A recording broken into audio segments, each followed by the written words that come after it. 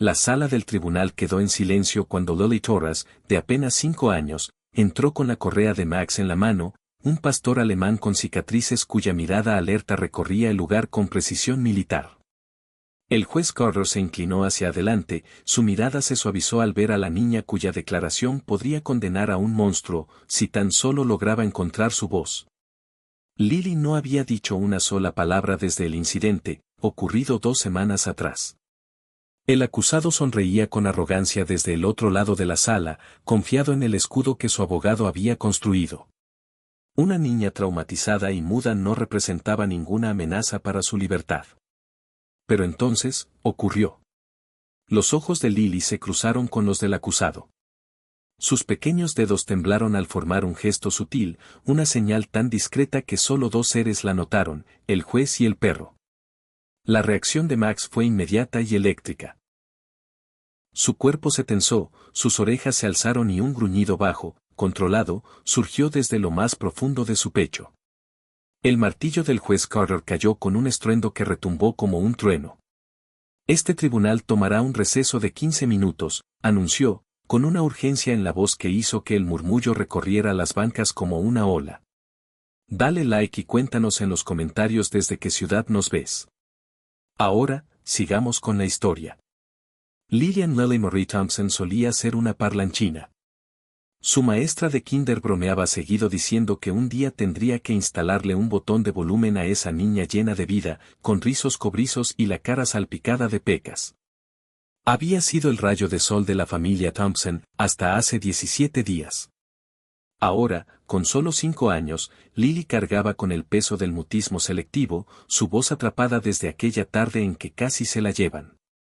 Sus ojos verdes, antes llenos de curiosidad, ahora mostraban la cautela de quien ha visto la oscuridad demasiado pronto.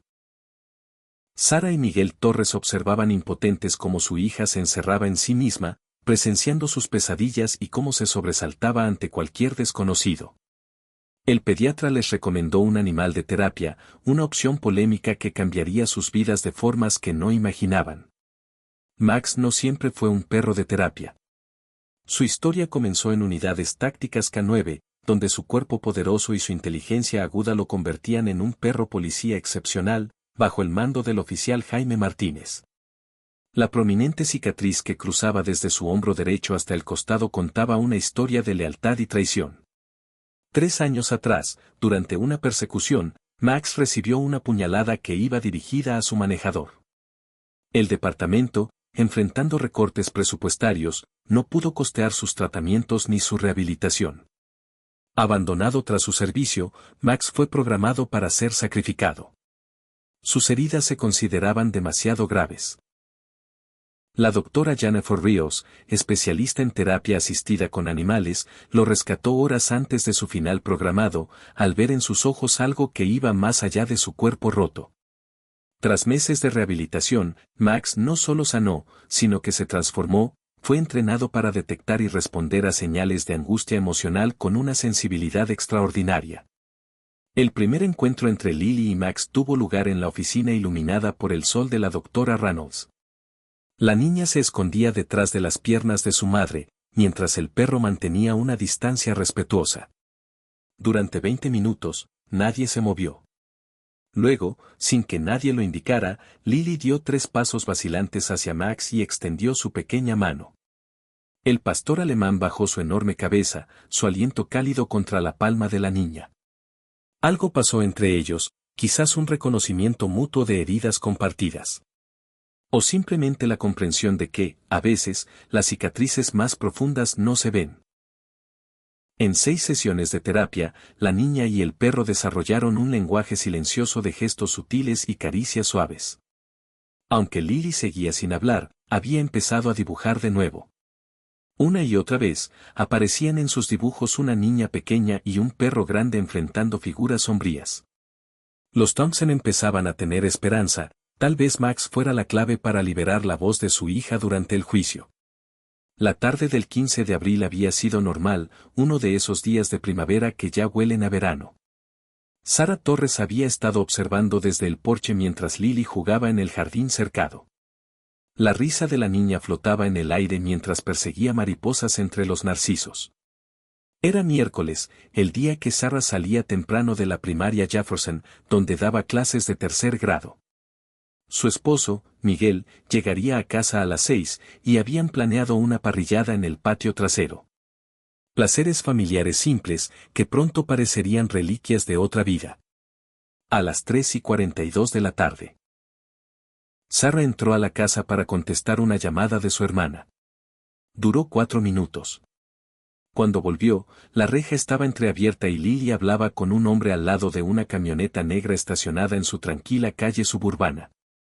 Más tarde, Sarah reviviría ese momento en sus pesadillas. La forma casual en que el desconocido se agachó, su apariencia pulcra sin señales de peligro. La sonrisa amable que escondía una intención depredadora. «Lily», gritó con fuerza. El hombre ya corría. Levantó la cabeza de golpe, su expresión cambió de afable a calculadora. En un instante, le tomó el brazo a Lily. «Tengo perritos en mi camioneta», le dijo a la niña, en un tono que se escuchó en todo el jardín. «Perritos especiales que necesitan que una niña los cuide. ¿Quieres verlos?». Lo que ocurrió después se convertiría en una pieza clave del caso para la fiscalía. La señora Eleanor Winters, una enfermera jubilada de 74 años que paseaba a su terrier, fue testigo de cómo el hombre intentaba meter a Lily al vehículo. Sus gritos llamaron la atención de 2 jardineros que trabajaban al otro lado de la calle. El hombre soltó a Lily, se subió a la furgoneta y arrancó tan rápido que dejó marcas negras de llanta en el pavimento. Eleanor tuvo la claridad de memorizar los primeros 4 dígitos de la placa. Lily, libre del agarre del desconocido, corrió hacia su madre y se enterró contra sus piernas. Desde entonces, no ha dicho ni una sola palabra. 20 minutos después llegó el detective Roberto Andrade. Su rostro curtido lucía serio mientras entrevistaba a Sarah y a Eleanor. El vecindario tranquilo de los Townsend jamás había parecido un lugar donde ocurrieran este tipo de crímenes, pero Andrade reconoció la metodología al instante. 4 niños habían desaparecido en condados vecinos en los últimos 18 meses. Todos habían sido abordados por un hombre con perritos. Todos desaparecieron sin dejar testigos. Este era el primer intento de secuestro que había sido interrumpido.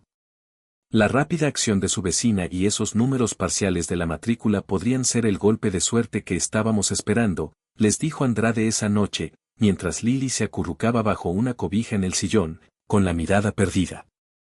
Revisaremos las cámaras de tráfico en la zona, quizá podamos rastrear el vehículo. La investigación avanzó con una rapidez sorprendente.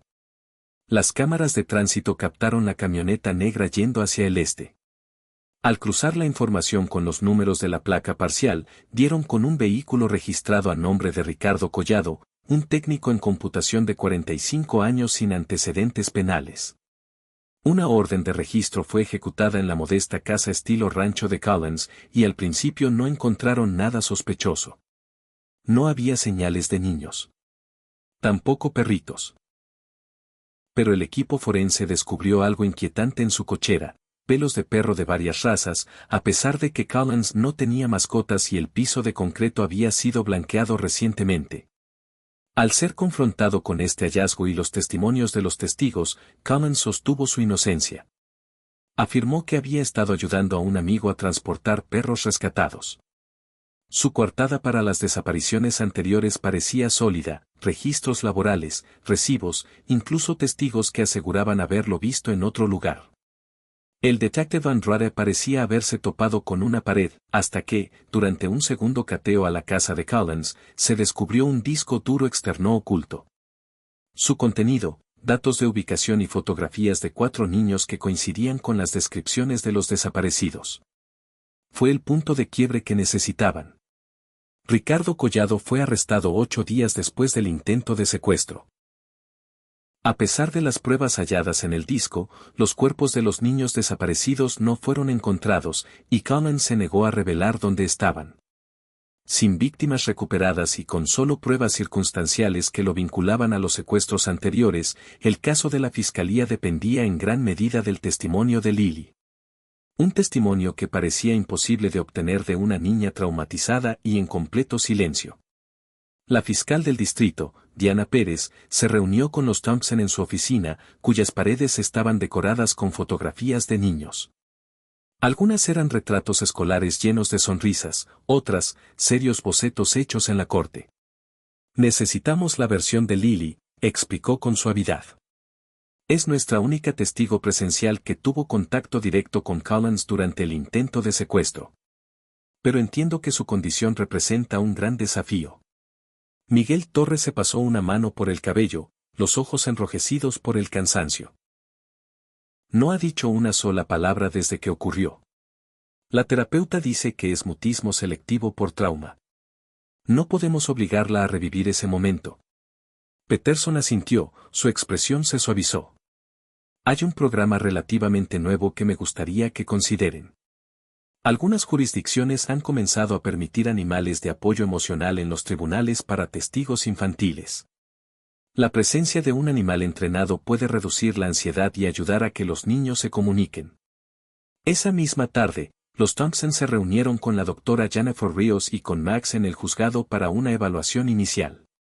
La sala había sido condicionada para parecerse lo más posible al tribunal real donde Lily tendría que testificar, con una silla pequeña colocada en el estrado de los testigos. Durante 30 minutos, Lily permaneció inmóvil junto a su madre, sus pequeños dedos retorciendo el borde de su vestido. Entonces, la doctora Reynolds le mostró una serie de señas, explicando cómo Lily podría comunicarse con Max sin necesidad de hablar. Si te sientes asustada, le dijo la doctora, mostrando un gesto sutil en el que los dedos se curvaban 2 veces hacia adentro, puedes llamarlo así. Max vendrá contigo. Para sorpresa de todos, Lily imitó el gesto a la perfección. Max, atento y sereno, se acercó de inmediato y apoyó suavemente la cabeza en su regazo. Por primera vez desde el incidente, el rostro de Lily se relajó y sus manos se hundieron en el espeso pelaje del pastor alemán. La doctora Reynolds explicó que Max había sido entrenado especialmente para reconocer señales de angustia en los niños. Puede detectar cambios en la respiración y el ritmo cardíaco, dijo. Si Lily entra en pánico, Max responderá incluso sin una señal. Hemos visto que, cuando se sienten así de seguros, muchos niños recuperan su voz. A medida que se acercaba la fecha del juicio, Lily practicaba sentarse en el estrado con Max a su lado. Durante estas sesiones no hablaba, pero asentía o negaba con la cabeza en respuesta a las preguntas, sin soltar en ningún momento el pelaje de Max. El equipo de la fiscalía creía que eso podría bastar. Si Lily lograba simplemente confirmar o negar detalles clave con gestos, tal vez lograrían una condena. Nadie anticipó el impacto que tendrían Lily y Max en el juicio. Ni las revelaciones explosivas que surgirían una vez comenzado el proceso. La mañana del juicio llegó con una tensión que colgaba sobre el tribunal como nubes de tormenta. Las camionetas de noticias llenaban la calle, con sus antenas satelitales levantadas como periscopios en busca de una historia. El caso Thompson había captado la atención pública no solo por lo desgarrador de las acusaciones, sino porque representaba la primera vez en la historia del Estado que se permitiría la presencia de un perro de terapia en el estrado con una niña. Estaban a punto de sentar un precedente, y todo el gremio legal observaba con enorme interés. Dentro de la sala de madera con paneles de roble, Thomas Wilson, abogado defensor de Ricardo Collado, presentó una moción de último minuto para excluir a Max del proceso. Wilson, un hombre delgado, con gafas de montura metálica y fama de usar tácticas defensivas agresivas, se acercó al estrado con paso seguro. Su señoría, la presencia de un animal en esta sala, especialmente uno tan grande y potencialmente intimidante como un pastor alemán, genera un ambiente injustamente perjudicial para mi cliente, dijo Wilson. Los miembros del jurado inevitablemente desarrollarán un apego emocional hacia el perro, y por extensión, hacia la niña testigo, lo que comprometerá su capacidad de evaluar el testimonio de manera objetiva. La fiscal Diana Pérez se puso de pie de inmediato, su traje azul marino entallado en marcado contraste con las extravagantes rayas del traje de Wilson. Su señoría, Lily Torres tiene 5 años y sufre de mutismo selectivo inducido por trauma. El perro de terapia no es un accesorio, sino un mecanismo de apoyo médicamente reconocido, no diferente a permitir que un testigo con discapacidad física utilice dispositivos asistivos. Colocó una carpeta sobre el estrado del juez.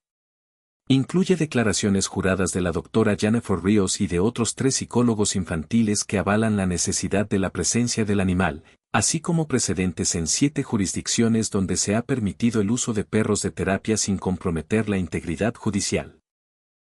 El juez Guillermo Cáceres observó a ambos abogados con la mirada calculadora que lo caracterizaba tras 30 años en el estrado.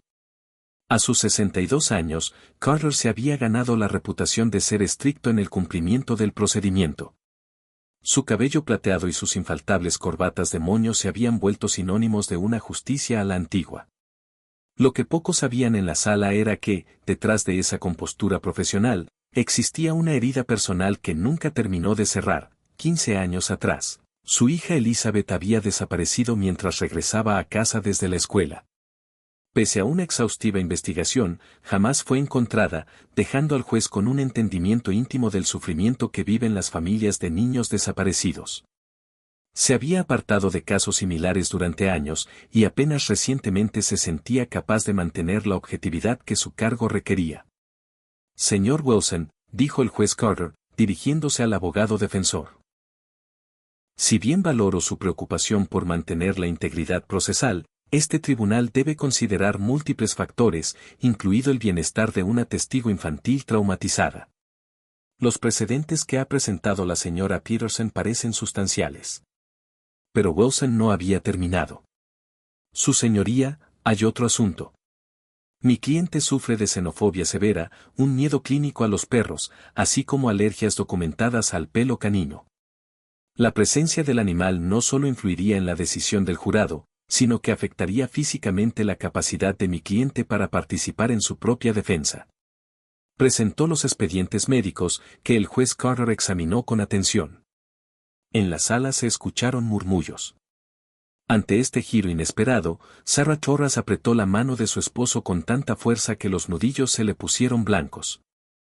Si se excluía a Max, era probable que Lily no pudiera testificar en absoluto.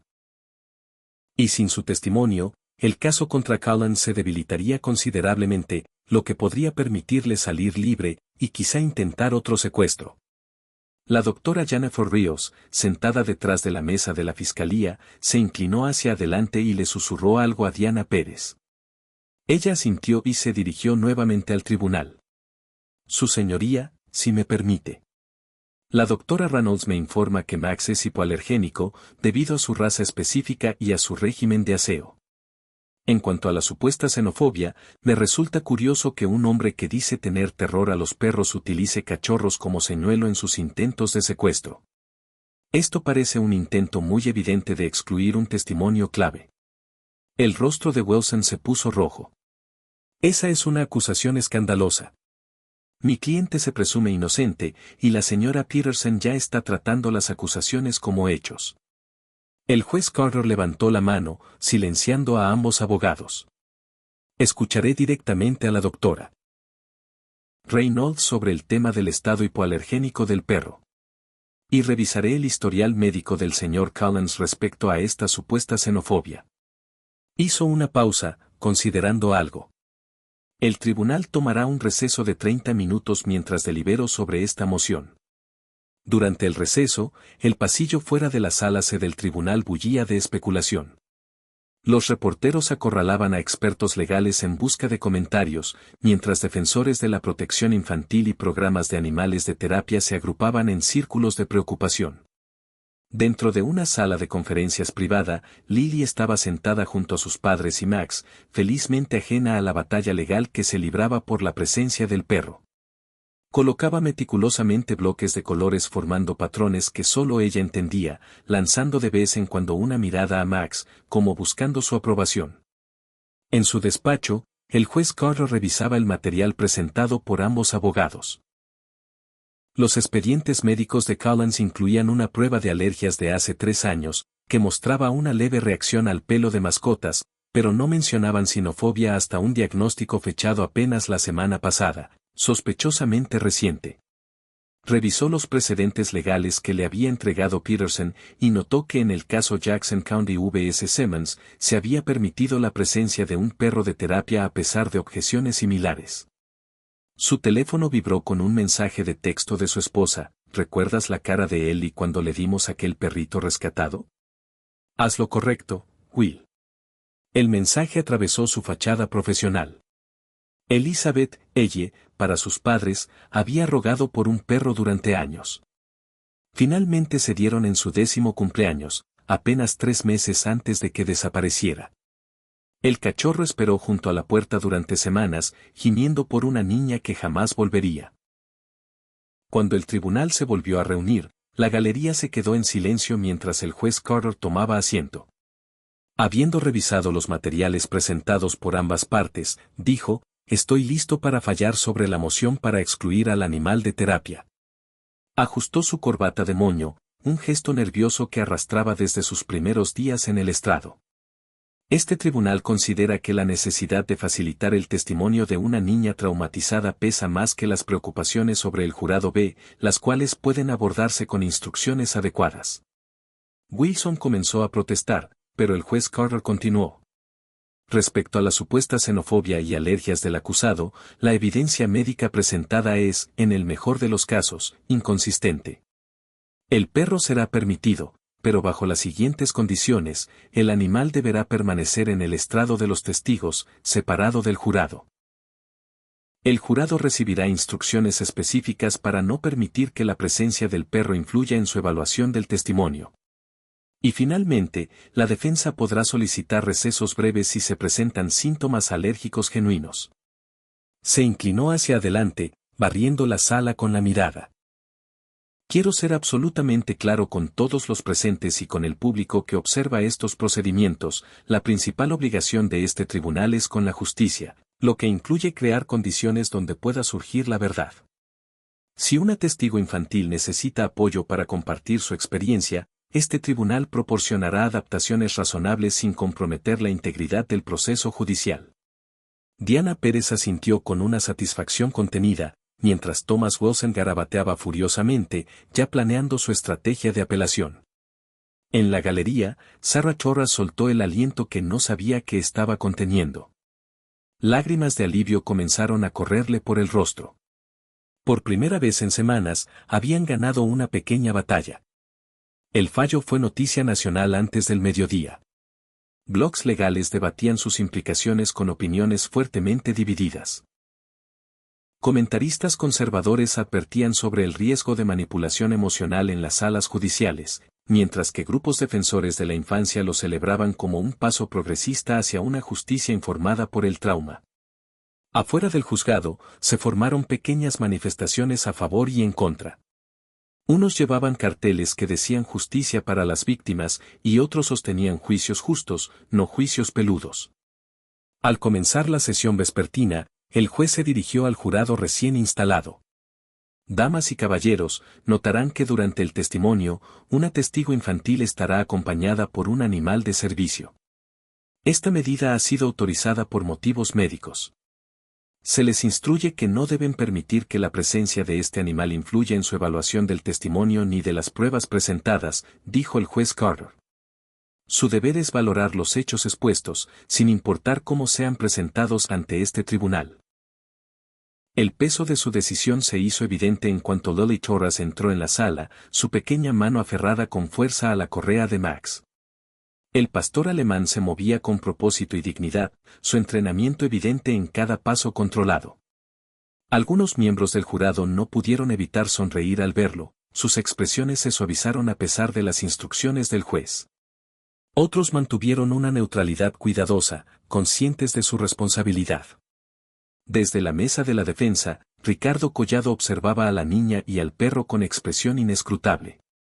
Cuando Max entró, algo se encendió fugazmente en el rostro de Collins, una tensión momentánea alrededor de los ojos, tan breve que solo los más atentos habrían notado. Susurró algo a su abogado, quien frunció el ceño y anotó otra nota. Mientras Lily se acercaba al estrado de los testigos, Diana Pérez cruzó una mirada con la doctora Reynolds al otro lado de la sala y asintió levemente. Habían preparado ese momento con dedicación, pero ningún ensayo podía predecir cómo respondería una niña de 5 años traumatizada al enfrentar al hombre que intentó llevársela. Todo dependía ahora del vínculo entre una niña silenciosa y su pastor alemán, y de la capacidad del juez Carter para manejar un procedimiento sin precedentes en la historia legal del Estado. Lo que nadie en la sala esperaba era que, en las siguientes horas, se comenzaría a desentrañar un misterio mucho más complejo y perturbador de lo que nadie había imaginado. Y que una reacción, en apariencia sencilla, de un perro salvaría no solo la voz de Lily, sino también la vida de otro niño. Lily Torres se sentó en el estrado. Sus pies colgaban sin tocar el suelo, una mano apretaba con firmeza un pequeño conejo de peluche, y la otra descansaba sobre el pelaje de Max. Diana Pérez se acercó con cuidado, sus movimientos lentos y no amenazantes. La formalidad habitual del tribunal se había suavizado para esta audiencia. El juez Carter había dejado de lado su toga negra, el taquígrafo del tribunal vestía un suéter colorido en lugar de ropa formal, y se instruyó a todos a hablar con un tono suave y conversacional. «Hola, Lily», comenzó Peterson con voz cálida. «Gracias por venir a hablar con nosotros hoy. ¿Te acuerdas de mí? Nos conocimos en mi oficina con tu mamá y tu papá». Lily asintió, con la mirada fija en Max, sin mirar ni a la abogada ni a nadie más en la sala. El pastor alemán permanecía completamente inmóvil, su postura disciplinada revelando años de entrenamiento profesional. «Lily, te voy a hacer unas preguntas sobre lo que pasó cuando jugabas en tu jardín», dijo Peterson. «Si te asustas o no quieres responder, solo mueve la cabeza. ¿Está bien? Nadie se va a enojar contigo». Otro asentimiento, esta vez más pequeño. Desde su asiento en la galería, Sarah Torras se llevó un pañuelo a los labios, luchando por mantener la compostura al ver los hombros encorvados y la mirada baja de su hija. ¿Puedes señalar al hombre que te habló cuando estabas en el jardín? ¿El que te dijo que tenía perritos? La sala contuvo el aliento. Lily mantenía la cabeza agachada, sus dedos peinaban con ritmo constante el pelaje de Max. Pasaron 10 segundos. Luego 20. Diana Pérez miró a la doctora Reynolds, quien le respondió con un leve gesto de aliento. Finalmente, sin levantar la vista, la mano libre de Lily se alzó y apuntó directamente a Ricardo Collado. «Que conste en actas que la testigo ha identificado al acusado», dijo Peterson, con una voz firme, a pesar del triunfo contenido que sentía. Era un momento crucial. Lily había ubicado a Collins en la escena, respaldando el testimonio de la señora Winters. Thomas Wilson se levantó para el contrainterrogatorio, con un enfoque mucho menos amable. «Y su señoría, aunque tengo la mayor simpatía por esta niña, señalar a mi cliente no prueba nada. Se le ha mostrado su fotografía varias veces durante la preparación para este juicio, y los niños son altamente sugestionables». «Objeción», saltó Peterson. «El abogado defensor está declarando, no interrogando a la testigo». «Con lugar», dictó el juez Carter. «Señor Wilson, limítese a hacer preguntas a la testigo», ordenó el juez Carter. Wilson se acercó al estrado, manteniendo la distancia previamente acordada durante las conferencias previas al juicio. «Lily, ¿tu mamá o tu papá te dijeron que señalaras a mi cliente hoy?» Peterson se preparaba para objetar, pero el juez la silenció con una mirada. Era una línea de interrogatorio válida, aunque incómoda, ya que abordaba la posibilidad de que la testigo hubiese sido instruida, una preocupación real en testimonios infantiles. El ceño de Lily se frunció y negó con la cabeza, con firmeza. Max se movió ligeramente, posicionando su cuerpo un poco más entre la niña y el abogado defensor. ¿El oficial amable te mostró fotos de mi cliente antes de hoy y te dijo que era un hombre malo? Otro movimiento de cabeza en negativa, esta vez acompañado por la mano de Lily aferrándose con más fuerza al pelaje de Max. El perro seguía perfectamente tranquilo, aunque quienes conocen el lenguaje canino habrían notado cómo sus orejas se inclinaron hacia adelante, una señal sutil de mayor alerta. Wilson continuó presionando. ¿Sabes cuál es la diferencia entre la verdad y una mentira? A esta pregunta estándar para verificar la competencia de los testigos infantiles, Lily asintió. ¿Y puedes decirme qué pasa cuando alguien dice una mentira? Ahí estaba la trampa. Para responder, tendría que hablar, algo que no había hecho en 2 semanas. La respiración de Lily se aceleró, sus ojos comenzaron a moverse por toda la sala con creciente pánico. La doctora Reynolds se inclinó hacia adelante en su asiento, preocupada por las señales evidentes de angustia. Antes de que alguien pudiera intervenir, Max reaccionó a los cambios en los signos vitales de Lily. El pastor alemán se acomodó, apoyando suavemente su cabeza sobre el regazo de la niña, mientras mantenía contacto visual con ella. El efecto fue inmediato. La respiración de Lily se estabilizó y su atención volvió al perro. Su señoría, dijo Wilson con una exasperación calculada, esta escena ilustra precisamente por qué la presencia del perro es perjudicial. El animal está interfiriendo claramente con mi contrainterrogatorio. El juez Carter frunció el ceño. El perro está haciendo exactamente lo que se le permitió, brindar apoyo emocional para facilitar el testimonio. Continúe con sus preguntas, señor Wilson, pero tenga presente la edad y condición de la testigo. Durante 20 minutos más, Wilson intentó debilitar la identificación de Lily mediante preguntas de sí o no diseñadas para confundir o contradecir. Durante todo ese tiempo, Lily respondió solo con movimientos de cabeza. Su voz seguía encerrada. Cuando Wilson finalmente volvió a su asiento, la frustración en su rostro era evidente. A pesar de sus mejores esfuerzos, la niña había mantenido su identificación del acusado mediante gestos y el jurado había presenciado su miedo. Cuando el primer día de testimonio concluyó, se produjo un giro inesperado. El oficial Jaime Martínez, quien estaba programado para declarar al día siguiente sobre la investigación, entró a la sala para conversar con Diana Pérez. Al pasar junto a la mesa de la defensa, el comportamiento de Max cambió drásticamente. El perro, que hasta entonces había estado en calma, se tensó y clavó la mirada en Ricardo Collado con un reconocimiento inconfundible.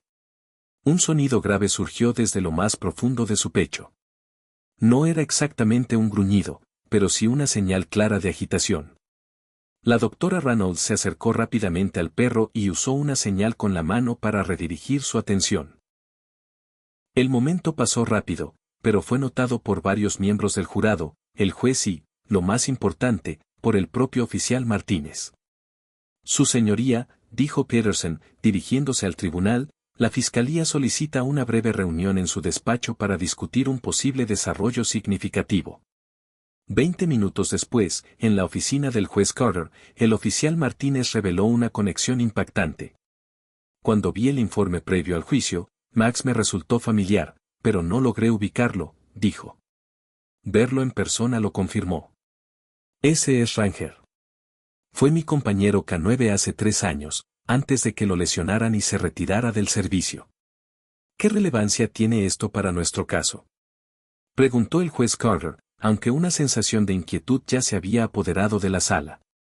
Durante la última misión activa de Ranger, el nombre en servicio de Max, estábamos persiguiendo a un sospechoso en un caso de riesgo infantil.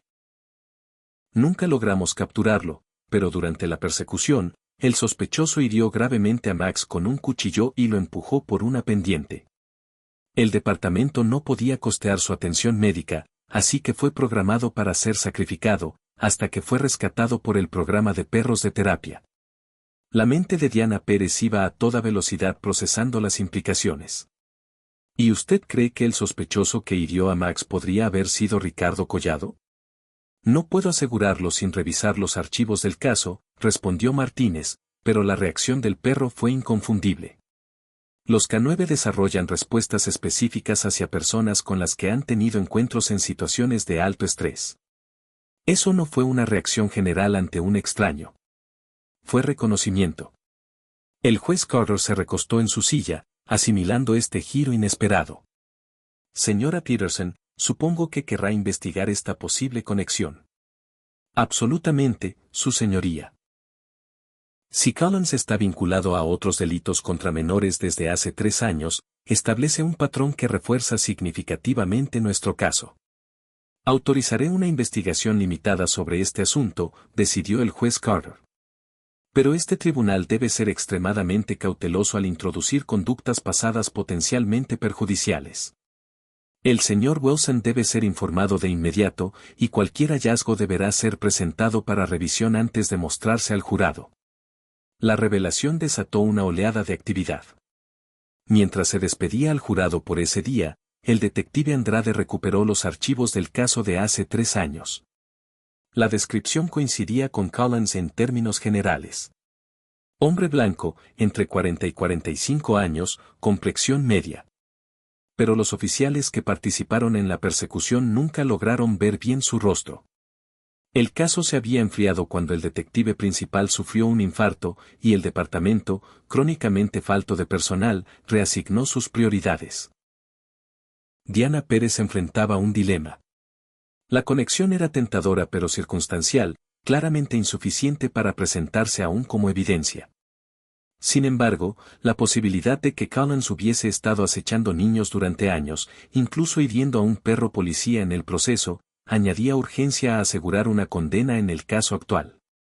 Mientras tanto, los medios habían notado la interacción inusual entre Max y Collins en la sala.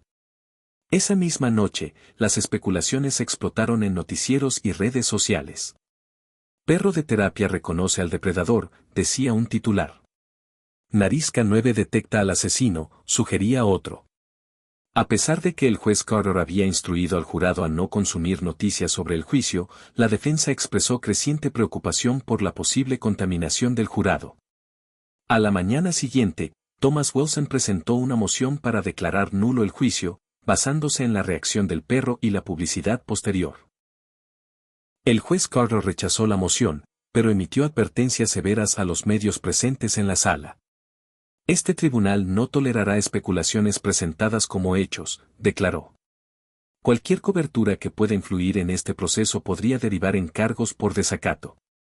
Al comenzar el segundo día de testimonios, Sarah Torres se acercó a Diana Pérez con algo entre las manos. Lily dibujó esto anoche, susurró, entregando un dibujo infantil. En la hoja, hecha con crayones, se veía con claridad, una camioneta negra, un hombre con un cuchillo y un pastor alemán en una esquina.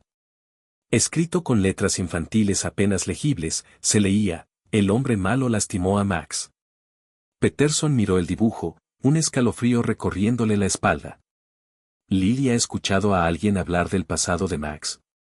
No, confirmó Sarah. Hemos tenido mucho cuidado de no exponerla a detalles del caso. La doctora Reynolds solo le dijo que Max es un perro especial que ayuda a los niños a sentirse seguros. Cuando la doctora Reynolds examinó el dibujo, su actitud profesional se desmoronó por un instante. Esto es extraordinario, dijo la doctora Reynolds. Parece que Lily ha formado un vínculo con Max que va más allá del poco tiempo que llevan juntos, como si hubiera intuido su trauma pasado y lo conectara con el suyo propio.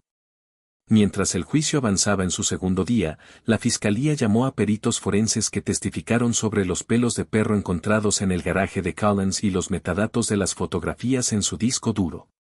Collins observaba con impasibilidad. De vez en cuando le susurraba algo a su abogado, pero no mostró reacción alguna cuando el dibujo de Lily fue presentado como prueba. El verdadero impacto llegó esa tarde, cuando la fiscalía llamó a un testigo sorpresa, Margaret Collins, la exesposa del acusado, quien lo había dejado 4 años antes. Pequeña, con el cabello rubio encanecido y las manos inquietas que no dejaban de jugar con su collar, Margaret subió al estrado visiblemente incómoda. Señora Collins, comenzó Peterson con suavidad, ¿cuándo fue la última vez que vio al acusado? Hace 4 años, cuando lo dejé, respondió Margaret, con una voz apenas audible. Me mudé al otro lado del país y me cambié el nombre para asegurarme de que no pudiera encontrarme. ¿Puede decirle al tribunal por qué sintió la necesidad de tomar medidas tan drásticas? Thomas Wilson objetó de inmediato. Relevancia, su señoría. El divorcio de mi cliente no guarda relación con los cargos actuales, alegó Wilson. La declaración de la señora Collins está directamente relacionada con el patrón de conducta y el motivo, respondió Peterson. Es altamente relevante para establecer el estado mental del acusado. El juez Carter observó a ambos abogados. Permitiré un interrogatorio limitado en esa línea, pero proceda con cuidado, señora Peterson. Peterson se volvió nuevamente hacia Margaret. ¿Por qué dejó a su esposo? Los ojos de Margaret se cruzaron con los de Ricardo, pero rápidamente miró hacia otro lado. Encontré cosas en su computadora. Fotos de niños. Y encontré una colección de collares. Collares para perros, escondidos en el sótano. Me dijo que eran para un perro que íbamos a adoptar, pero nunca tuvimos un perro. Cuando lo confronté, se puso aterrador. Me fui esa misma noche y nunca regresé. La sala absorbió esta información en un silencio absoluto. En la galería, Miguel Torres rodeó con un brazo los hombros de su esposa, que temblaba. Señora Collins, ¿su esposo mostró algún interés particular por los niños durante el matrimonio? Trabajó un tiempo en una escuela primaria. También era voluntario en un centro juvenil. Siempre decía que le gustaba ayudar a los niños, pero había algo que no se sentía bien. Demasiado intenso. Hizo una pausa, luchando visiblemente por continuar. Después de que me fui, supe por un amigo en común que lo habían despedido de la escuela por comportamiento inapropiado. No tenían pruebas sólidas, pero lo suficiente como para preocupar a la administración. Peterson se acercó un poco más al estrado. Una última pregunta, señora Collins. Durante su matrimonio, ¿su esposo expresó alguna opinión particular sobre los perros? El entrecejo de Margaret se frunció. Los odiaba. Decía que podían detectar cosas sobre las personas, cosas que deberían permanecer ocultas. Cuando nuestros vecinos compraron un pastor alemán, Ricardo puso cerraduras adicionales en todas las puertas y ventanas. Decía que no confiaba en ese tipo de perro cerca de él. Cuando Margaret Collins bajó del estrado, las piezas comenzaron a encajar. Un hombre con un miedo patológico a ser expuesto, particularmente por los agudos sentidos de los perros entrenados, que al mismo tiempo usaba cachorros como señuelo para atraer niños. La contradicción pintaba el retrato de una maldad calculada que provocó murmullos en toda la sala. Para el tercer día de juicio, el ambiente se había vuelto cada vez más tenso. Fuera del tribunal, la multitud de espectadores había crecido. Estaba dividida entre quienes apoyaban a la familia Thompson y un pequeño grupo que exigía el derecho de Collins a un debido proceso sin manipulaciones emocionales. Varios padres de niños desaparecidos se unieron a la vigilia, sosteniendo fotografías de hijos e hijas cuya desaparición coincidía con el modus operandi de Collins, pero que nunca habían sido resueltos. Dentro de la sala, Lily seguía en silencio pero presente, asistiendo cada día con Max a su lado.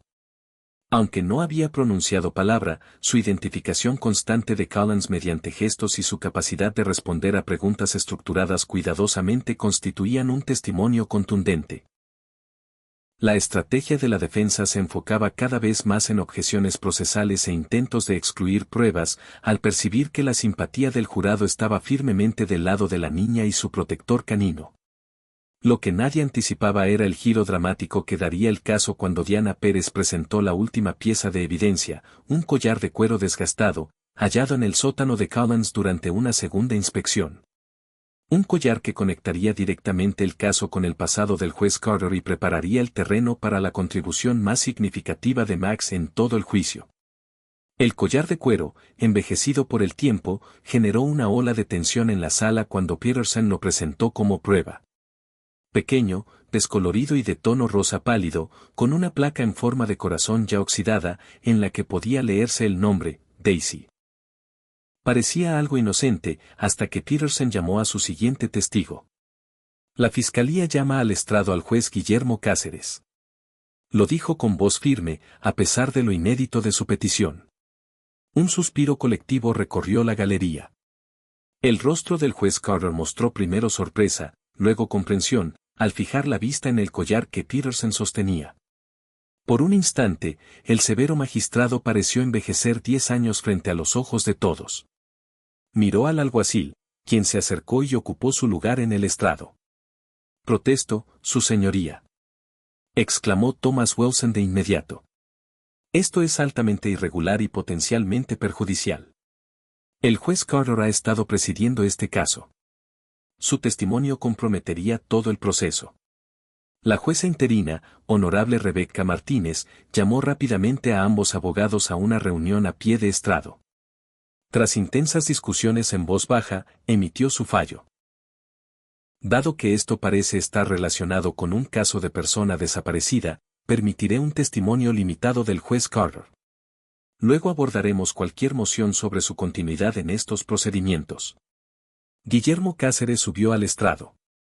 Se quitó su característica corbata de moño y la guardó con cuidado en el bolsillo.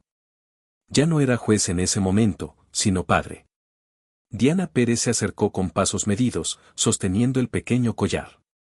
«Juez Carter, ¿reconoce este objeto?», preguntó con suavidad. Él aclaró la garganta, dejando de lado por un momento su compostura judicial. «Sí. Pertenecía al perrito de mi hija Elizabeth. Una beagle mestiza llamada Daisy. Fue un regalo por su 10º cumpleaños». «¿Y cuándo fue la última vez que vio este collar?».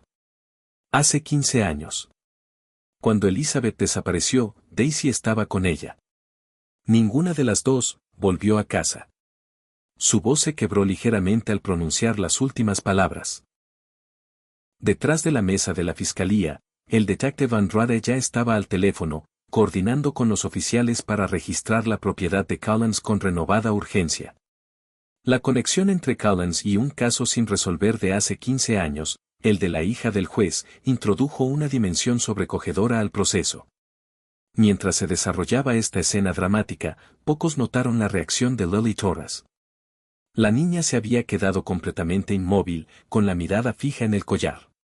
Max, siempre atento a su estado emocional, se acercó más, presionándose contra su costado. Entonces, para asombro de todos en la sala, Lily levantó la mano en señal de alto. Fue la primera comunicación intencional que iniciaba desde que comenzó el juicio.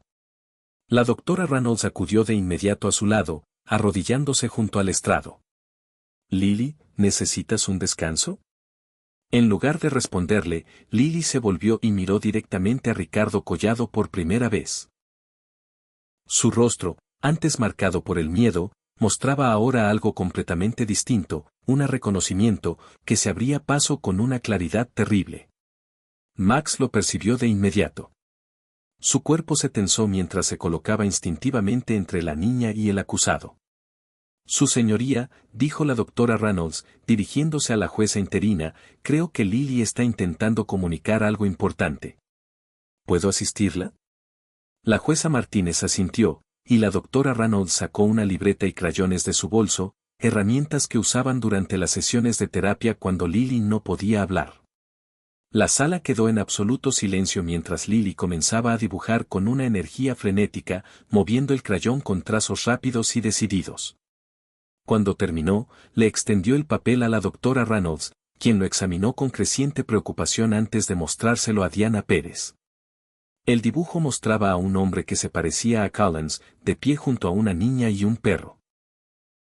Detrás de ellos, se veía una casa con una veleta poco común en el techo, con forma de media luna. «Su señoría», dijo Peterson con cautela, «creo que la testigo ha establecido una conexión relevante para este juicio. Con el permiso del tribunal, me gustaría mostrarle a Lily algunas fotografías». Tras recibir la aprobación, Peterson mostró una serie de imágenes, fotografías de anuario de diversas personas, incluida una de Ricardo Collado de hace 15 años. Sin dudarlo, Lily señaló directamente a Collins, y luego hizo un gesto en dirección al juez Carter. Diana Pérez se volvió hacia Carter, que aún se encontraba en el estrado. «Juez Carter, ¿su hija Elizabeth conocía a Ricardo Collado?». El ceño de Carter se frunció en concentración. «No, no lo creo». Se detuvo de golpe, como si algo hubiese emergido de su memoria. «Espera. ¿Ricardo Collado? Hubo un joven con ese nombre que trabajó brevemente como consultor de sistemas en la escuela de Elizabeth, justo por la época en que desapareció. Lo recuerdo porque la policía entrevistó a todo el personal. Él tenía coartada, estaba en una conferencia en otro estado». Un murmullo recorrió la sala mientras las implicaciones se asentaban. Collins había estado cerca de otra víctima, años antes del caso actual. En la mesa de la defensa, estalló una conversación urgente en voz baja. El rostro de Thomas Wilson se tiñó de rojo, con una expresión de pánico apenas contenido. Fue en ese instante cuando Max, que había estado observando atentamente a Lily, se puso de pie, completamente alerta, con la mirada clavada en Ricardo Collado. El comportamiento del pastor alemán cambió, sutil pero inequívocamente. Orejas al frente, cuerpo tenso, sin agresividad, pero mostrando un interés intenso, como si estuviera detectando algo que escapaba a la percepción humana. Diana Pérez lo notó de inmediato. Su señoría, el animal de apoyo de la testigo parece estar reaccionando a algo. Dado el entrenamiento y el historial de Max, solicito permiso para explorar esta reacción. Esto es absurdo, protestó Wilson. ¿Ahora vamos a seguir instrucciones del comportamiento de un perro? Esta parodia de justicia ya ha ido demasiado lejos. Su señoría, intervino el oficial Martínez desde la galería, como antiguo manejador de Max, puedo confirmar que esa es una postura de alerta entrenada. No está siendo agresivo. Está indicando reconocimiento de un olor o estímulo para el cual fue entrenado. La jueza Martínez reflexionó un momento. Permitiré una demostración breve, pero con parámetros estrictos. Doctora Reynolds, acérquese a Lily y Max con movimientos cuidadosos. Lily, ¿puedes preguntarle a Max qué está detectando? Ios a las señales que practicamos. En un momento que más tarde sería citado en publicaciones jurídicas de todo el país, Lily realizó una serie de gestos sutiles hacia el pastor alemán. Max respondió de inmediato, dirigiéndose hacia la mesa de pruebas, donde se encontraban varios objetos de la casa de Collins dentro de bolsas selladas. El perro rodeó la mesa una vez, y luego se detuvo con decisión frente a una bolsa en particular que contenía muestras de tierra del patio trasero de Collins. Su postura se volvió rígida. Realizó una conducta de señalización clara, se sentó y colocó una pata sobre la mesa, manteniendo la mirada fija en la muestra. Su señoría, dijo Peterson, con la voz tensa por la emoción contenida, solicito un análisis forense inmediato de esta muestra de tierra, con prioridad expedita. La jueza Martínez concedió la solicitud y ordenó un receso mientras la muestra era enviada de urgencia al laboratorio criminalístico. Cuando la sala se fue despejando, Ricardo Collado permaneció sentado en la mesa de la defensa. Su expresión impasible, que había mantenido durante todo el juicio, finalmente se quebró. Un fino sudor le perlaba la frente, y su pierna derecha temblaba con un movimiento nervioso e involuntario. El receso se extendió de horas a días, mientras los equipos forenses se desplegaban en la propiedad de Collins con renovado enfoque, guiados por la zona exacta donde se había recolectado la muestra. En una pequeña sala sin ventanas dentro del juzgado, Lily Torres logró otro gran avance, señaló un mapa de la propiedad de Collins y dibujó lo que parecían ser unas escaleras que descendían. En el tercer día de investigaciones, el detective Andrade entró a la oficina de la jueza Martínez con información que cambiaría para siempre el rumbo del caso. En el patio trasero de Collins, debajo de un cobertizo con una veleta en forma de luna creciente, los investigadores descubrieron una trampilla oculta que conducía a una habitación subterránea reforzada. El espacio contenía pruebas que vinculaban a Collins con múltiples secuestros ocurridos durante los últimos 15 años. Fotografías, objetos personales y, lo más perturbador de todo, registros minuciosos de sus víctimas. Cuando el tribunal volvió a reunirse, la galería estaba llena a más no poder, con salas adicionales habilitadas para albergar a los periodistas y al público que se había volcado al juzgado. A medida que la noticia del hallazgo se difundía, padres de niños desaparecidos se alineaban contra la pared del fondo, aferrados a una esperanza desesperada de que por fin llegarían respuestas. Diana Pérez se acercó al estrado de los testigos, donde Lily volvía a estar sentada, con Max a su lado. Lily, dijo con suavidad, tenemos que preguntarte algo muy importante. La policía encontró una habitación oculta en la casa del señor Collins, igual a la que tú dibujaste. ¿Alguna vez estuviste en esa habitación? La sala entera contuvo el aliento. Lily miró a Max, luego a sus padres, y finalmente a Ricardo Collado. Por primera vez en semanas, abrió la boca para hablar. Su voz, cuando salió, era áspera por el desuso, pero lo bastante clara como para resonar en el silencio total de la sala. Es mi tío, dijo. La declaración fue como una bomba en la sala del tribunal. Miguel Torres se incorporó a medias en su asiento, con el rostro cubierto de confusión y traición. Sarah se llevó las manos a la boca, y un gemido ahogado escapó entre sus dedos. Diana Pérez, brevemente descolocada, recuperó rápidamente la compostura. Lily, ¿puedes explicar qué quieres decir? Una vez vino a nuestra casa, hace mucho, respondió Lily. Papá lo llamó Rich y dijo que era un primo que yo no conocía. Él tomó fotos de nuestra familia. Las palabras de Lily al principio salían con vacilación, pero luego ganaron firmeza a medida que Max presionaba tranquilizadoramente contra su pierna. Cuando intentó llevarme, me dijo que debía ir con él porque éramos familia. Por eso sabía dónde vivía. Todas las miradas se volvieron hacia Miguel Torres, que había palidecido por completo. Ricardo Collado es mi primo segundo, admitió con la voz quebrada. No éramos cercanos. No lo veía desde una reunión familiar de hace años. Cuando me buscó para reconectar, no lo pensé. Jamás imaginé. Su voz se apagó bajo el peso de una culpa involuntaria. Thomas Wilson, viendo cómo se desmoronaba su defensa, se acercó al estrado. Su señoría, a la luz de estos acontecimientos, solicito un breve receso para hablar con mi cliente. La jueza Martínez concedió un receso de 30 minutos, durante el cual el juzgado entero se llenó de murmullos ante la sorprendente revelación. Cuando se reanudaron las audiencias, Wilson se dirigió al tribunal.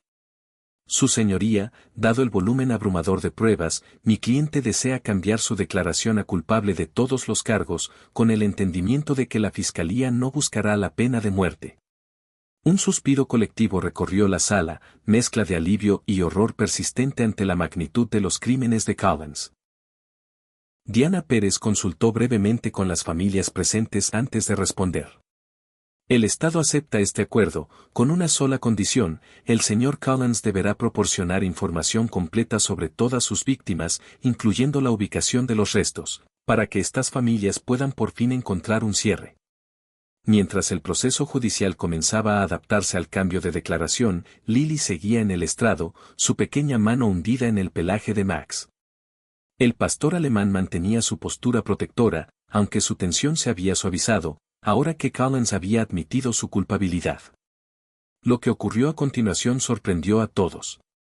Max levantó repentinamente la cabeza, su atención fija en una bolsa de evidencia que un oficial acababa de ingresar a la sala. Eran prendas de vestir recuperadas de la habitación subterránea. El comportamiento del perro cambió de forma drástica. No era una señal de agresión, sino una postura inequívoca de alerta. El oficial Martínez la reconoció de inmediato.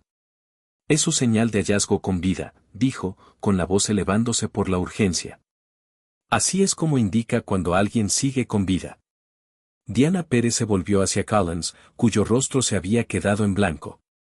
Señor Collins, dijo, la evidencia sugiere que una de sus víctimas podría seguir viva. ¿Es cierto? Siguió un silencio tenso, mientras Collins miraba fijamente sus manos. Luego, sin levantar la vista, asintió una sola vez. ¿Dónde? Preguntó Peterson, firme. Hay una segunda ubicación, respondió con tono plano. Una cabaña cerca del lago Meridian, al noreste. A medio kilómetro del antiguo camino maderero. Hay una niña allí. Le dejé provisiones. Debería seguir viva. La sala estalló en un caos controlado. La jueza Martínez ordenó inmediatamente un receso mientras los oficiales corrían a coordinar una operación de rescate. En cuestión de minutos, helicópteros ya estaban en el aire, rumbo al lugar remoto que Collins había indicado. Durante todo esto, Lily permaneció serena. Ahora con la voz recuperada, le susurró algo a Max que solo el pastor alemán pudo oír. Cualquiera que haya sido esa comunicación privada, pareció satisfacer al perro, que se acomodó a sus pies con su vigilancia tranquila. Mientras los familiares de niños desaparecidos se agrupaban en círculos de esperanza intensa, Sarah Torres se acercó al estrado. Con permiso de la jueza, tomó a Lily en sus brazos. Max la siguió de cerca, protegiéndolas, mientras se desplazaban a un rincón más tranquilo de la sala. «Recuperaste tu voz», susurró Sarah, con lágrimas corriéndole por el rostro. Lily asintió solemnemente. Max me dijo que ya era hora, dijo con sencillez, como si eso lo explicara todo. Dijo que el hombre malo no podía hacerle daño a nadie más si yo ayudaba. Más tarde, expertos analizarían esa frase como una forma infantil de personificar la presencia protectora del perro. Pero para quienes habían presenciado la extraordinaria conexión entre Lily y Max a lo largo del juicio, la línea entre animal de terapia y algo más profundo se había difuminado, más allá de una definición fácil. 3 horas después, mientras el tribunal seguía en receso esperando noticias, el detective Andrade irrumpió por las puertas, con el rostro iluminado por una alegría contenida. «La encontramos», anunció. Emma Sullivan, 7 años, desaparecida desde hace 8 meses en el condado de Greenville. Está viva y está siendo trasladada al Hospital Memorial. Una mujer al fondo de la sala se derrumbó entre sollozos de alegría, sostenida por sus familiares. La madre de Emma, quien jamás perdió la esperanza a pesar de los meses transcurridos. El ambiente en la sala se transformó de tensión a celebración con lágrimas, un momento raro de victoria sin matices en un caso marcado por la tragedia. Mientras la noticia del rescate se propagaba por el juzgado, Lily se acercó al juez Carter, quien ya había sido descalificado para seguir presidiendo el juicio, pero permanecía presente como padre de una víctima. Con la simple franqueza de una niña, le tomó la mano. Max dice que su hija está con Los Ángeles, le dijo, con voz clara en la sala ahora en silencio. Que le dijo a él que tenía un perrito con ella, para no tener miedo. El anciano juez se arrodilló a su altura, y por fin su reserva judicial se quebró, cuando las lágrimas llenaron sus ojos.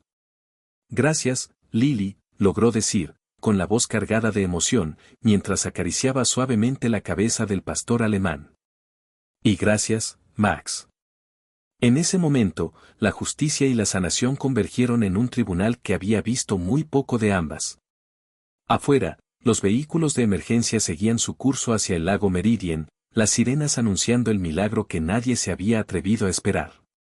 Alguien volvía a casa. A pesar del júbilo por el rescate de Emma Sullivan, una corriente de sobriedad atravesaba la alegría momentánea en la sala. El día siguiente comenzaría con un testimonio que nadie deseaba escuchar, pero que todos necesitaban reconocer. 5 familias subieron al estrado una tras otra, cada una cargando fotografías de hijos que nunca volverían a casa. Martha y Jamie Wilson sostenían un guante de béisbol mientras describían a su hijo, Tyler, quien desapareció cuando regresaba a casa tras un entrenamiento, 3 años atrás. Tenía 12, dijo Martha, con la voz firme a pesar del dolor grabado en su rostro. Le encantaban los Cardinals y quería ser pitcher. Su entrenador decía que tenía el mejor brazo que había visto en 20 años de béisbol infantil. Jaime no pudo hablar. Sus hombros temblaban en silencio mientras aferraba el pequeño guante de cuero, que había sido recuperado del cuarto subterráneo de Collins. La familia Ramírez habló de su hija, Sofía, que tenía solo 6 años cuando desapareció de un parque a menos de 1 kilómetro de su casa. La señora Ramírez, con un acento que se volvía más marcado por la emoción, contó cómo seguían celebrando el cumpleaños de Sofía cada año, añadiendo una vela a un pastel que nadie comía. Nunca perdimos la esperanza, dijo, mirando directamente a Ricardo Collado. Incluso ahora, una parte de mí se niega a creer lo que hiciste. Cada familia compartió no solo los detalles de la desaparición, sino también el interminable después, los cumpleaños que se volvieron memoriales, los cuartos preservados como santuarios, los hermanos menores que crecieron bajo la sombra de una ausencia imposible de llenar. Su duelo colectivo llenaba la sala como una presencia física, aplastando con su peso a todos los presentes.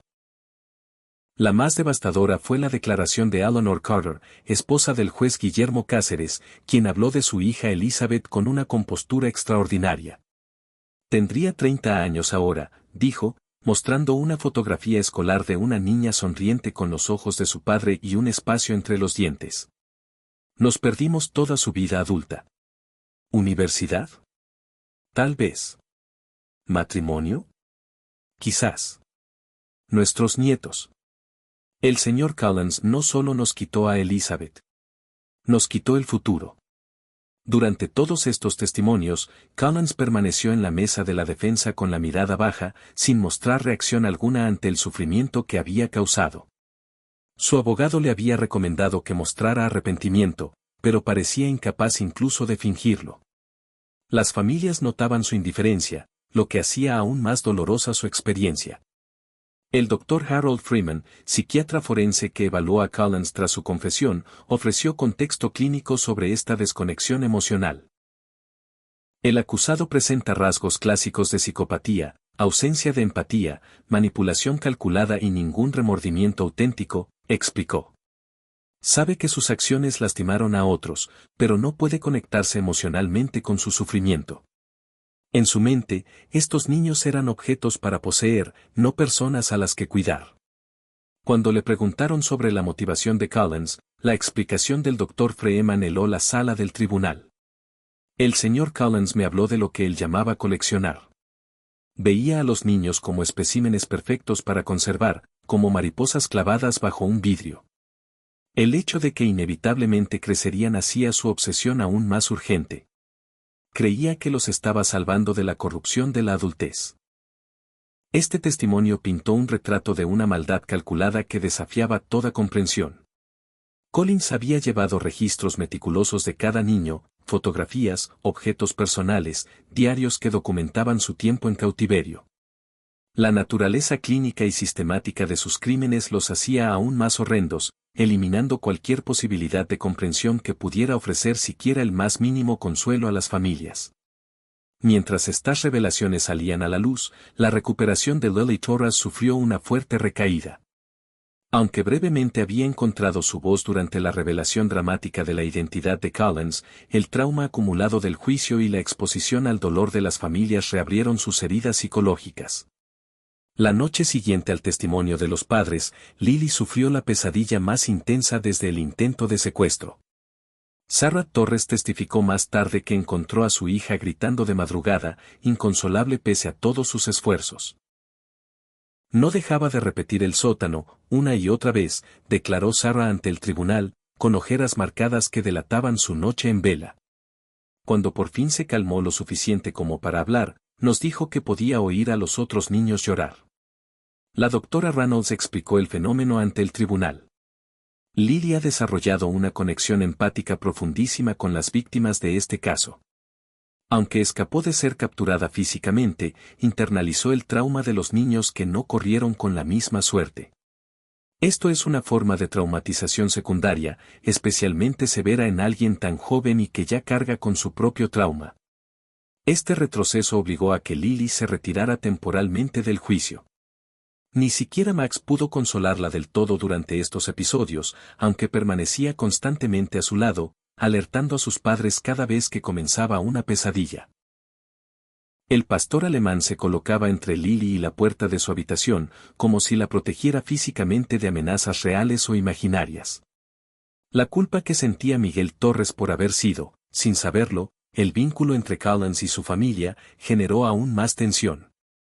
Aunque nadie lo culpaba por no haber reconocido la naturaleza depredadora de su primo lejano, él sí se culpaba a sí mismo.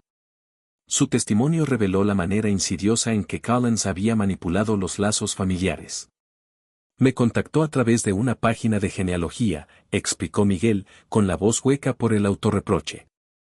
Dijo que estaba investigando la historia familiar y quería reconectar con la rama Thompson. Parecía tan normal. Interesado en la familia, educado, cortés. Solo nos visitó una vez, a cenar. Sara preparó estofado.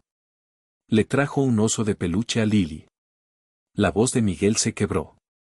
¿Cómo no pude ver quién era? Diana Pérez lo consoló con suavidad. El señor Collins engañó a todos. A empleadores, vecinos. Incluso a su ex esposa durante años. Depredadores como Ricardo Collado sobreviven camuflándose. Son expertos en parecer normales. Esto ofrecía poco consuelo para Miguel, quien había tomado una licencia laboral y comenzado terapia para lidiar con su culpa. La familia Thompson, que al principio había estado unida por el trauma del intento de secuestro de Lily, ahora enfrentaba una nueva dimensión de dolor y traición. El impacto se extendió más allá de las familias directamente involucradas. Personal del juzgado, jurados e incluso periodistas que cubrían el caso reportaron dificultades para dormir, pensamientos intrusivos y una ansiedad creciente hacia sus propios hijos. Un centro local de atención en crisis estableció un grupo de apoyo específico para los afectados por el caso Collins, que alcanzó su capacidad máxima en pocos días. El más afectado, quizá de forma inesperada, fue el juez Guillermo Cáceres. Aunque había sido descalificado para continuar presidiendo el juicio, asistía cada día, sentado junto a su esposa en la galería. El hallazgo del collar del perrito de su hija en posesión de Collins le había dado una respuesta terrible a una pregunta que lo había atormentado durante 15 años. Pero encontrar una respuesta no significaba hallar paz. He condenado hombres a la pena de muerte durante mi carrera, le confesó al detective Andrade. Durante una recesión, creía en la justicia, en el castigo proporcional al crimen. Pero ahora, sabiendo lo que le hizo a mi Elizabeth y a todos estos niños, no existe castigo suficiente. No existe justicia que equilibre esta balanza. El duelo colectivo alcanzó su punto más alto cuando antropólogos forenses confirmaron la identificación de restos hallados en la propiedad de Collins y en 3 ubicaciones secundarias que él había revelado durante los interrogatorios. Familias que durante años vivieron con incertidumbre, ahora enfrentaban la certeza de la muerte. Para algunos, saber fue peor que esperar. Durante esta fase más oscura del juicio, Max siguió siendo una presencia constante y extrañamente reconfortante.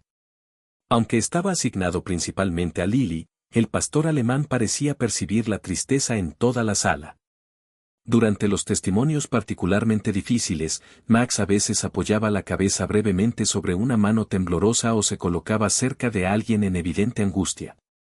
Esos pequeños gestos, la sencilla forma en que un perro ofrece consuelo, creaban momentos de conexión que ayudaban a sostener a quienes se ahogaban en el dolor. A medida que la fiscalía se preparaba para cerrar su caso, nadie podía anticipar que la contribución más importante de Max a la justicia aún estaba por llegar. Todo comenzó con una grieta en la fachada calculada de Collins, que desataría una carrera contra el tiempo que marcaría los últimos días del juicio. El 7º día de audiencias comenzó como un trámite procesal. Se estaban catalogando y presentando en la corte las evidencias recuperadas de la cabaña de Collins cerca del lago Meridian, donde había sido encontrada Emma Sullivan. El detective Andrade testificó sobre el operativo de búsqueda, describiendo un interior espartano, con pocos muebles, una litera, un pequeño refrigerador con provisiones básicas, un inodoro portátil y una estantería con libros de cuentos infantiles. La cabaña fue diseñada para aislamiento prolongado, explicó Andrade, ocultando detrás de su profesionalismo el asco que sintió al entrar al lugar.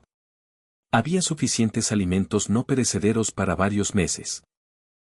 La estructura estaba insonorizada con materiales especiales, y las ventanas habían sido reemplazadas por vidrios blindados con efecto espejo, que dejaban pasar la luz pero impedían ver hacia adentro. Mientras el detective continuaba con su testimonio, un técnico en evidencias ingresó un carrito con los objetos recuperados de la cabaña. Casi todos eran prendas etiquetadas, libros, y un conejo de peluche que Emma llevaba al momento de su rescate. Pero un artículo no estaba en bolsa, una mochila infantil color púrpura con estrellas plateadas, que ya había sido procesada en busca de huellas y ADN. Max, quien hasta ese momento descansaba tranquilamente junto a la doctora Reynolds en la galería, desde que Lily se había retirado del juicio, levantó la cabeza de inmediato, su atención fija en la mochila, adoptando la misma postura de alerta que había mostrado días antes ante la muestra de suelo. La doctora Reynolds reconoció al instante la importancia de ese comportamiento y le hizo una seña a Diana Pérez. Su señoría, dijo Peterson a la jueza Martínez, el perro de apoyo parece estar alertando sobre la mochila. Dado su historial de indicaciones acertadas, solicito permiso para que el oficial Martínez examine esta reacción. La defensa presentó solo una objeción simbólica, ya que Collins ya se había declarado culpable. La jueza Martínez asintió y el oficial Martínez se acercó al carrito de evidencias. Es una alerta entrenada, confirmó tras observar el comportamiento de Max. Basándome en su historial, diría que este objeto requiere una investigación adicional urgente. El detective Andrade inspeccionó con más detalle la mochila. Esta mochila no coincide con la descripción de ningún objeto que Emma Sullivan tuviera cuando desapareció. Suponíamos que pertenecía a una víctima anterior. Mientras volvía a revisar el contenido, una pequeña placa metálica atrapó la luz. Era una etiqueta con el nombre, parcialmente oculta por una de las correas. Con cuidado, ajustó la correa para revelar la inscripción completa. Propiedad de Janie Banks. Se escuchó un jadeo ahogado proveniente de la galería. Grace Banks, quien había asistido a todas las sesiones del juicio aferrada a una fotografía de su hija de 9 años, Jennifer, desaparecida hacía poco más de 3 meses, se puso de pie de golpe.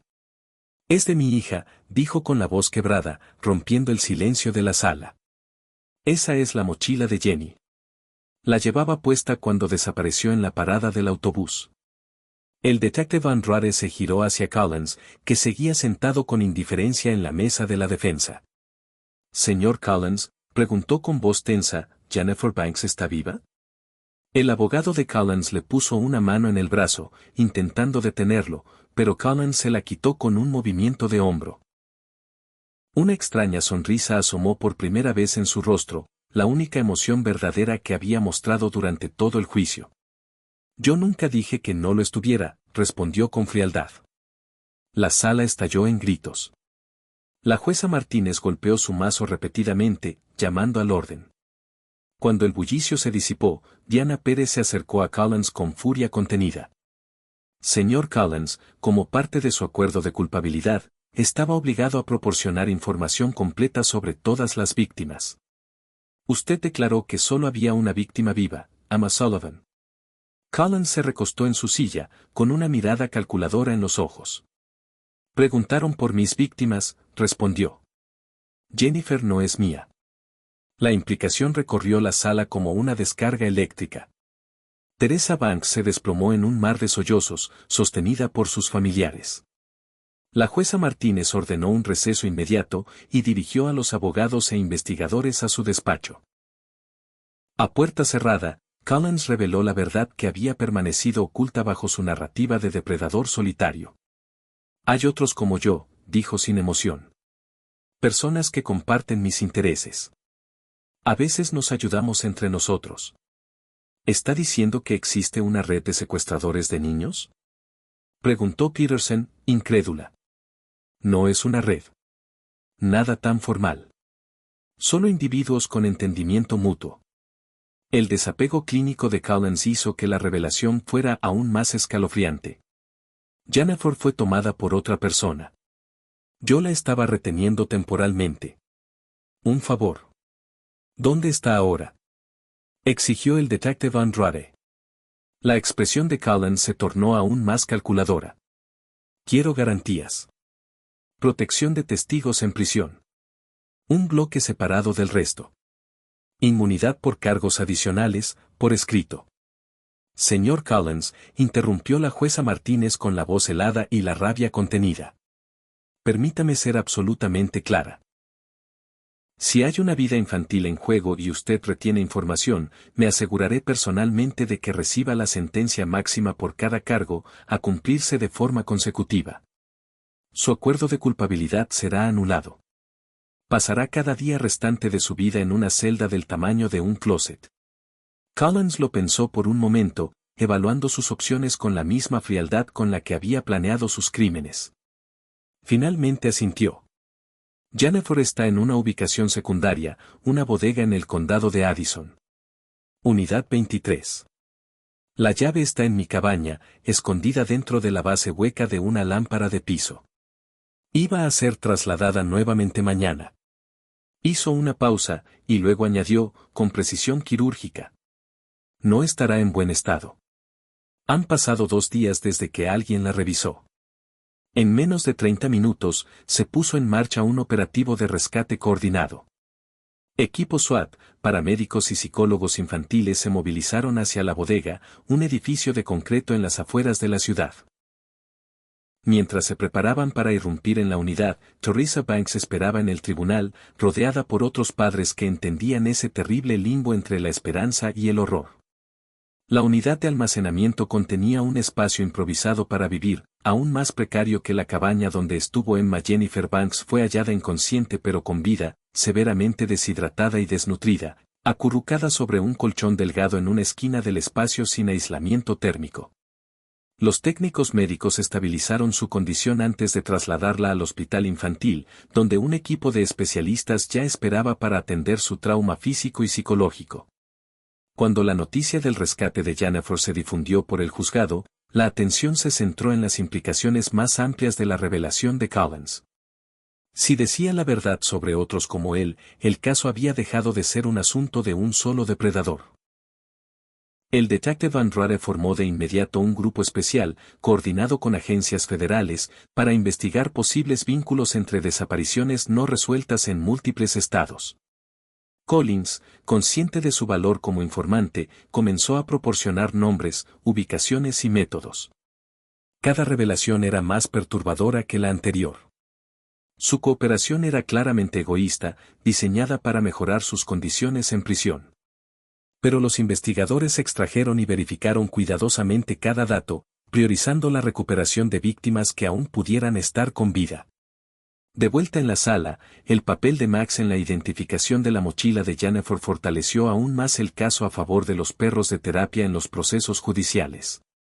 La jueza Martínez emitió una mención formal de reconocimiento, señalando que sin la alerta del pastor alemán, Jennifer Banks probablemente jamás habría sido encontrada a tiempo. Este tribunal reconoce que se hizo justicia no solo mediante los medios convencionales de investigación, sino gracias a las extraordinarias capacidades de un animal de servicio cuya contribución no puede ser sobreestimada, leía su declaración.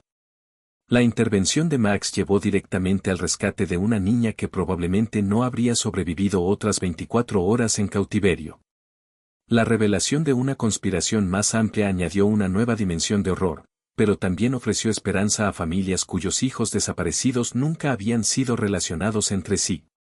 Cada dato que Collins proporcionaba era seguido meticulosamente, resultando en 3 rescates adicionales durante la primera semana. Niños que habían estado escondidos en ubicaciones dispersas a lo largo de 3 estados. Para Lily Torres, este nuevo desarrollo abrió un camino inesperado hacia la sanación. Cuando supo que su testimonio había ayudado a salvar no solo a Emma Sullivan, sino también a otros niños, algo cambió en su percepción de lo vivido. La doctora Reynolds observó que Lily comenzó a reconstruir su trauma desde un nuevo ángulo, viéndose a sí misma no solo como una víctima que escapó por poco, sino como alguien cuya valentía había protegido a otros. Es un avance terapéutico profundo, explicó la doctora a los Thompson. Lily está construyendo una narrativa donde tiene agencia e impacto, en lugar de una donde es definida únicamente por su vulnerabilidad. Para una niña de su edad, encontrar un significado así en medio del trauma es extraordinario. Gran parte de este proceso giraba en torno a Max. El pastor alemán comenzó a acompañar a Lily a sus sesiones de terapia, siendo una presencia constante y tranquilizadora mientras ella procesaba sus experiencias en el entorno seguro de la oficina de la doctora Reynolds. Poco a poco, Lily fue revelando más sobre su conexión con Max.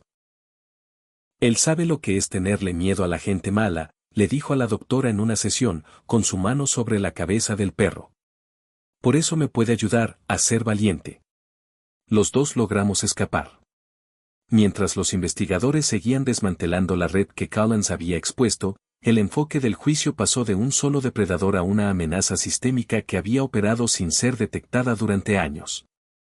Las implicaciones trascendieron el caso inmediato, impulsando la revisión de casos fríos, mejoras en la capacitación de cuerpos policiales y nuevos protocolos para la investigación de desapariciones infantiles.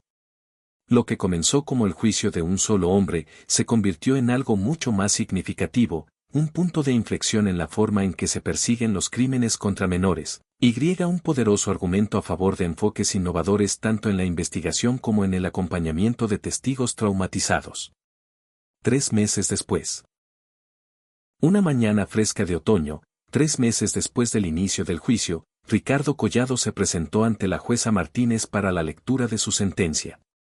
La sala estaba llena a su máxima capacidad, con las familias de las víctimas ocupando las primeras filas, Sus rostros marcados por la compleja mezcla de emociones que nacen del recorrido por una oscuridad inimaginable hacia una resolución imperfecta.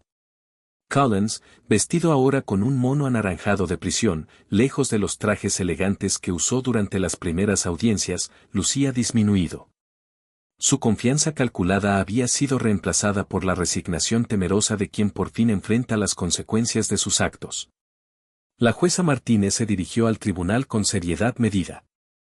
En mis 23 años como jueza, he visto muchas formas de crueldad humana, pero pocas que se acerquen a la depredación sistemática que se evidenció en este caso. Se volvió hacia Collins, mirándolo fijamente. Usted se ha declarado culpable de 7 cargos de secuestro, 5 de asesinato en primer grado y numerosos cargos relacionados. Su cooperación para identificar cómplices y localizar víctimas ha sido tomada en cuenta según lo acordado en su declaración de culpabilidad. Ella hizo una pausa, su mirada recorrió la galería donde estaban sentadas las familias. Sin embargo, ninguna cooperación puede mitigar el sufrimiento profundo que usted ha causado. Por lo tanto, este tribunal lo condena a cadena perpetua consecutiva sin posibilidad de libertad condicional por cada vida que usted arrebató, más 30 años adicionales por cada víctima que sobrevivió. La sentencia, aunque esperada, trajo un alivio visible para muchos de los presentes. No habría procesos de apelación largos, ni futuras audiencias de libertad condicional donde las familias tuvieran que revivir su trauma. Collins pasaría el resto de su vida en una prisión de máxima seguridad, separado de la población general por su propia seguridad, una concesión otorgada no por compasión, sino por razones prácticas, para asegurar su cooperación continua en las investigaciones en curso. Mientras era escoltado fuera de la sala, Diana Pérez se dirigió a las familias reunidas en el vestíbulo del juzgado.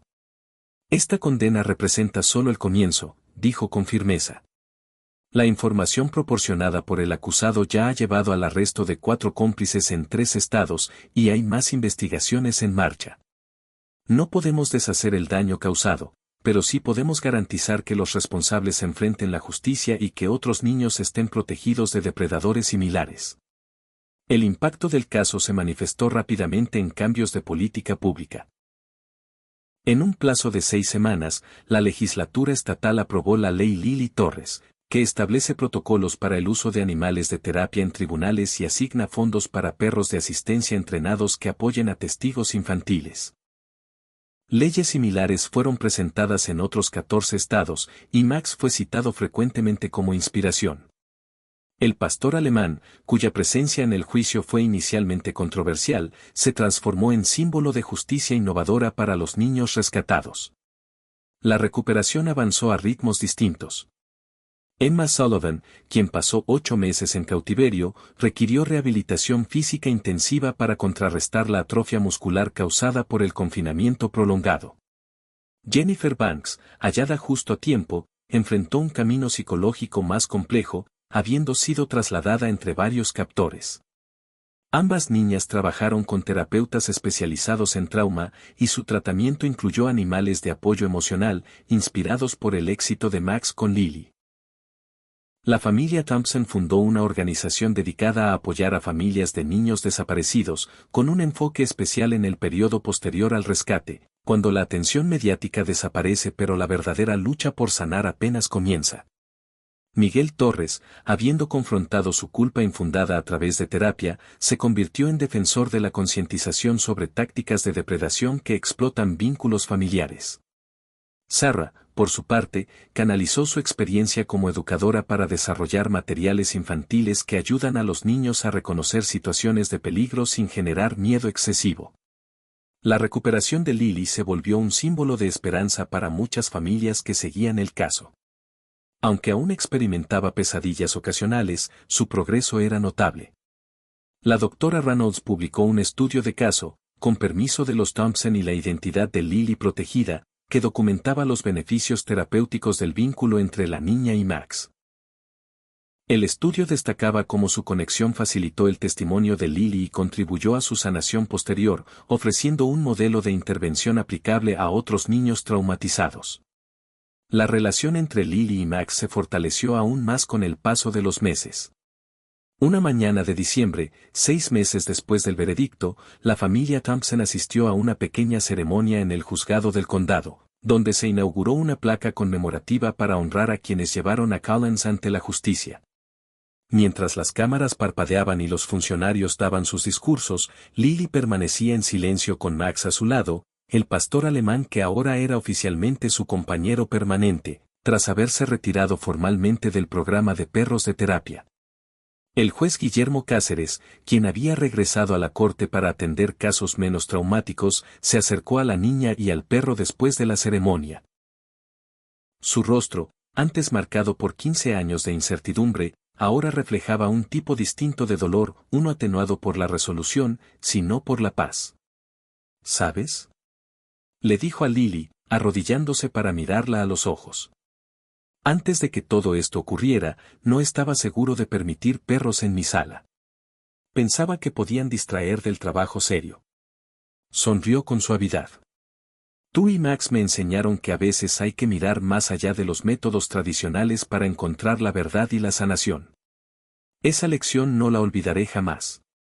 Lily, ahora con 6 años y mucho más conversadora que durante el juicio, asintió con solemnidad.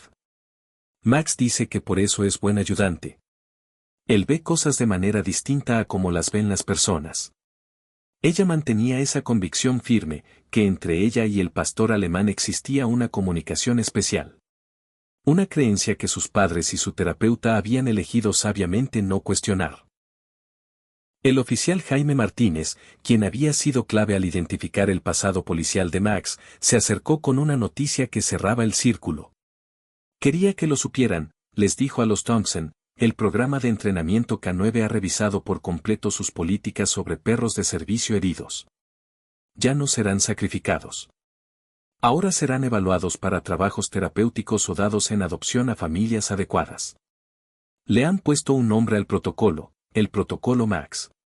Pero quizás el momento más significativo llegó 3 meses después, cuando Emma Sullivan y Jennifer Banks conocieron a Lily por primera vez, fuera del contexto del juicio. Las 3 niñas, en distintas etapas de recuperación pero unidas por una experiencia compartida, se reunieron en un rancho privado de equinoterapia. Acompañadas de sus familias y terapeutas, pasaron una tarde montando caballos tranquilos, compartiendo un picnic y simplemente siendo niñas, una oportunidad que Collins casi les arrebata para siempre. Al finalizar el día, las 3 se sentaron en el pasto junto a Max. La conversación pasó de caballos y libros favoritos a temas más difíciles, con la natural resiliencia de la infancia. Jennifer, la mayor con 9 años, expresó lo que quizás las otras sentían pero no sabían cómo decir. Todavía me da miedo a veces, admitió, mientras giraba un tallo de pasto entre los dedos. Pero luego me acuerdo que los malos están en la cárcel porque fuimos más fuertes de lo que creían. Emma asintió, su rostro delgado, serio. Mi mamá dice que somos como esas flores que crecen entre las grietas de la banqueta. Nadie cree que pueden, pero lo hacen igual. Lily, que había estado acariciando en silencio a Max, alzó la vista con una sabiduría inesperada para su corta edad. Max dice que vamos a estar bien. No igual que antes, pero bien, de una forma nueva. Mientras el sol se ocultaba sobre el rancho, proyectando largas sombras sobre los prados, 3 familias que habían enfrentado lo más oscuro de la naturaleza humana se encontraban mirando hacia un futuro que, aunque cambiado para siempre, aún contenía promesa. Y entre ellas caminaba un pastor alemán con una cicatriz distintiva, una vez abandonado y quebrado, ahora un símbolo viviente de la sanación que puede emerger incluso del trauma más profundo, testigo silencioso de la resiliencia del espíritu humano y griega de los caminos inesperados hacia la recuperación. En la madurez de los años, comprendemos el verdadero peso de la protección y la justicia. La historia de la pequeña Lily y Max nos recuerda que incluso en nuestras horas más oscuras, cuando la inocencia enfrenta el mal más inimaginable, la esperanza persiste a través de conexiones inesperadas. Este pastor alemán, alguna vez condenado al olvido, se convirtió en el guardián silencioso que ayudó a una niña traumatizada a encontrar su voz y salvó a otros del daño que nunca debieron conocer. Nos recuerda algo que siempre hemos sabido, pero que a veces olvidamos, que la sanación llega a través de la conexión, que el coraje tiene muchas formas, Y que nunca somos demasiado jóvenes ni demasiado mayores para enfrentar la oscuridad. Como abuelos y mayores en nuestras comunidades, debemos recordar este deber sagrado, proteger a los más vulnerables, creer en los niños cuando hablan y reconocer que, a veces, la sabiduría más profunda viene de quienes no tienen voz. En un mundo que puede parecer cada vez más aterrador, Lily y Max nos recuerdan que la bondad aún triunfa, que los seres rotos pueden convertirse en héroes y que la justicia, aunque imperfecta, sigue siendo posible cuando nos mantenemos unidos. Espero que hayas disfrutado la historia de hoy. Suscríbete al canal para no perderte más historias como esta. Déjanos un like y comenta abajo qué te pareció esta historia. Nos vemos en el próximo video.